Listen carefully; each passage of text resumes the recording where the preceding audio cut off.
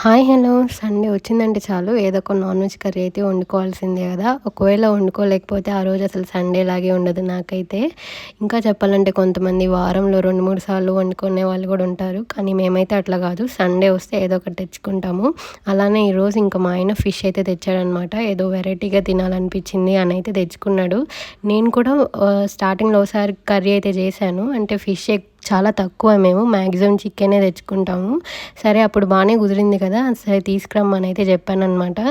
మంచిగా మసాలాలు అవన్నీ వేసి చేశాను. కానీ నాకెందుకో సాటిస్ఫై అవ్వలేదు కర్రీతో. 2 పీసులు మాత్రం పక్కకు తీసి మసాలాలు అవన్నీ సింపుల్‌గా వేసి ఫ్రై అయితే చేశాను. కానీ ఇదైతే చాలా బాగా కుదిరింది. అదేంటో అంత కష్టపడి చేసిన కర్రీ ఏమో సరిగ్గా కుదరలేదు. సింపుల్‌గా చేసిన ఒక 10 మినిట్స్‌లో ఈ ఫ్రై మాత్రం చాలా బావుంది టేస్ట్. ఒక్కోసారి అంతే కదా! ఇట్లానే జరిగిద్ది. అడ్జస్ట్ అయిపోయి ఉండడమే. ఇంతకీ మీ ఇంట్లో సండే స్పెషల్ ఏంటి? కామెంట్ చేసేయండి. వీడియో నచ్చితే ఒక లైక్ చేసి సబ్స్క్రైబ్ అయితే చేసుకోండి.